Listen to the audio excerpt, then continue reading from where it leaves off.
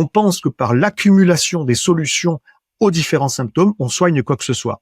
Alors, ce n'est vrai que si ces symptômes sont séparés.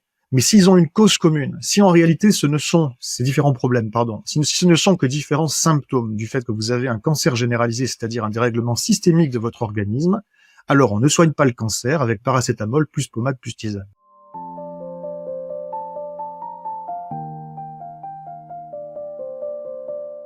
Il y a beaucoup de gens qui ont fait leur propre diagnostic du problème, et notamment, on a énormément parlé du climat, il y a beaucoup de choses qui sont faites, et on parle de pollution plastique, on parle de plein de choses, et il y a beaucoup de gens qui dans leur coin se bougent, que ce soit au niveau enfin, il y a plein de types d'organisations, y compris des entreprises, pour essayer de trouver des solutions pour résoudre typiquement la pollution plastique, pour résoudre voilà, tout un tas de choses, pour essayer d'innover, d'inventer des nouvelles manières de faire.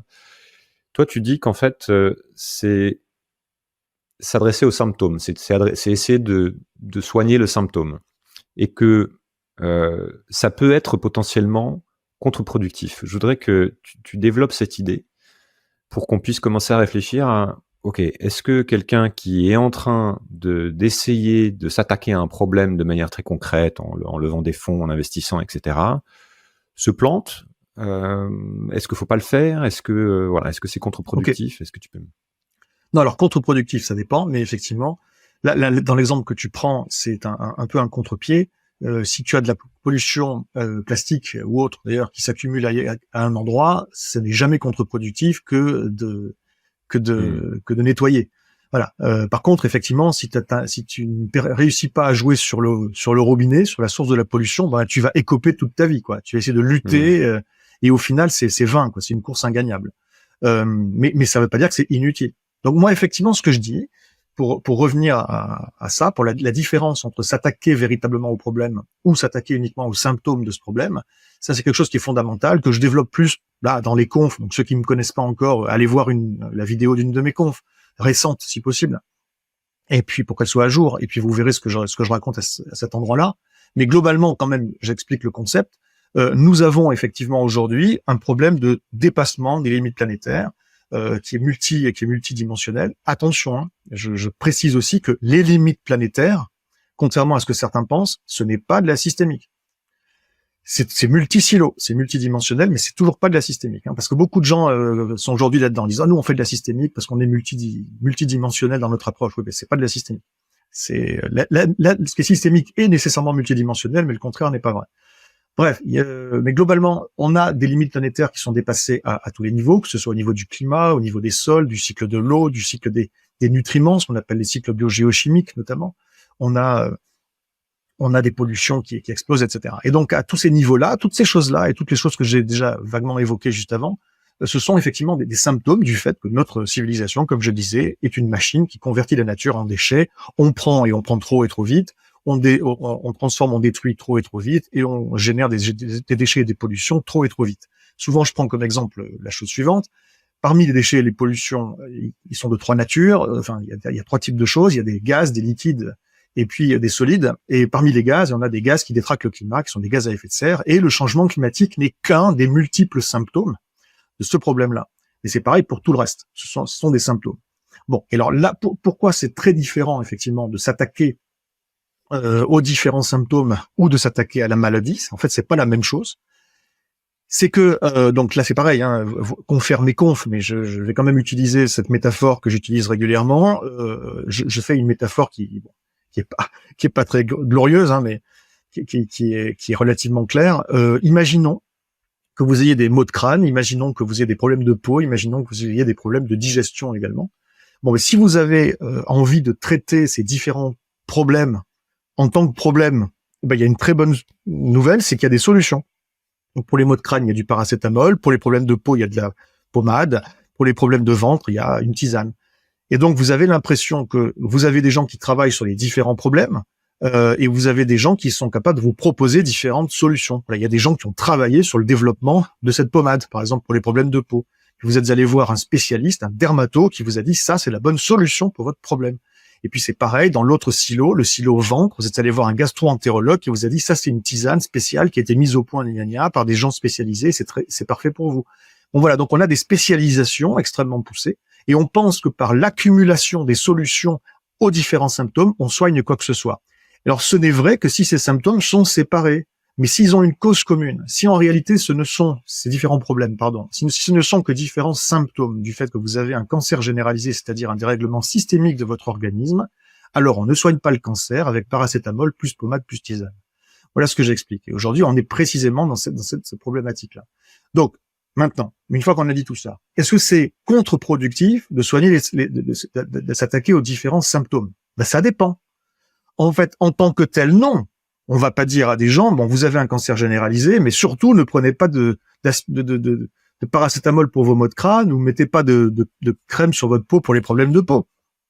Non, ma foi, c'est très bien de soigner, de traiter également les symptômes.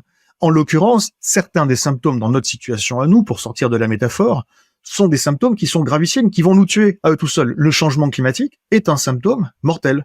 Donc, il faut impérativement s'attaquer aux symptômes changement climatique. Je me mets pas en porte-à-faux avec les gens qui disent qu'il faut faire ça, bien évidemment, mais il faut bien comprendre que ce n'est qu'un des symptômes. Et donc, traiter les différents symptômes peut être absolument vital. Pour autant, c'est dérisoire si on ne soigne pas aussi la maladie. Et la maladie, je viens de le dire, hein, c'est on prélève trop vite, on transforme trop vite, on pollue trop vite. Donc, tant qu'on est dans un système productiviste, croissanciste, etc., effectivement, il y a une accélération des flux d'énergie et de matière qui est incompatible, qui va accélérer et aggraver la maladie. Donc, on aura beau traiter les différents symptômes ou essayer de les traiter, c'est une course vaine. Et là où je dis que ça peut être contre-productif, c'est là que c'est un peu sioux, c'est que traiter les différents symptômes, une fois de plus, n'est quelque chose en tant que tel, on pourrait dire c'est pas contre-productif. Mais c'est pas contre-productif si on soigne la maladie aussi. Si le fait de s'attaquer aux différents symptômes nous fait croire qu'on tient le bon bout, nous fait croire qu'on va réussir à guérir la maladie de la manière suivante, alors on se trompe fondamentalement et ça nous empêche de soigner la maladie. Donc là où c'est contre-productif, c'est pas de le faire, c'est pas de soigner, de traiter les symptômes, mais c'est d'avoir pas compris que l'addition des traitements symptomatiques ne s'agrégeait pas en une thérapie pour la maladie.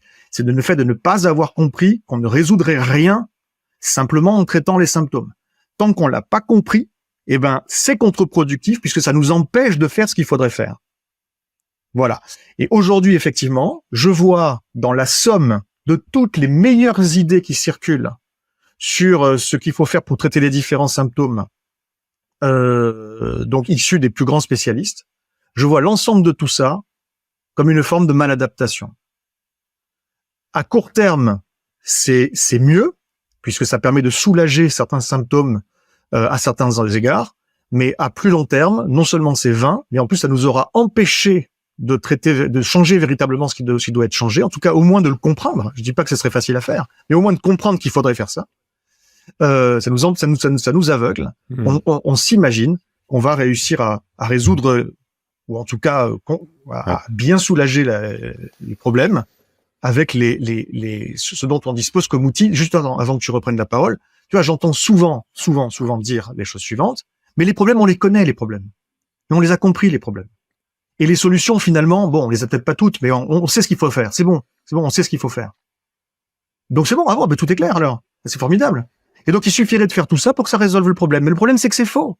Et le problème dans cette posture qui consiste à dire, mais on connaît les problèmes, on connaît les solutions, c'est de dire, ben finalement, c'est qui alors? C'est à qui la faute? Parce que on sait très bien ce qu'il faut faire apparemment, mais on le ferait pas. Alors c'est quoi? C'est souvent la volonté politique qui manque. C'est souvent ça. Alors je dis pas que c'est pas vrai. Hein. C'est sûr que la volonté politique, on n'y est pas du tout, quoi. Mais et donc je les exonère pas du tout. Hein. Mais pour autant, cette opposition de si seulement il y avait la bonne volonté politique, alors il y aurait plus le problème, c'est faux. Et ce clivage qui consiste à dire c'est de leur faute, c'est la faute. Alors après ça peut être les dirigeants, et ça peut être les riches, ça peut être telle ou telle tranche de la société. Le problème c'est eux. Le problème c'est que ça clive inutilement. C'est pas productif. Voilà. Donc c'est pas constructif. Je voulais dire plutôt. Voilà, bon, enfin bref. Donc il y a dans les postures que l'on a des choses qui sont utiles et des choses qui peuvent être contre-productives effectivement.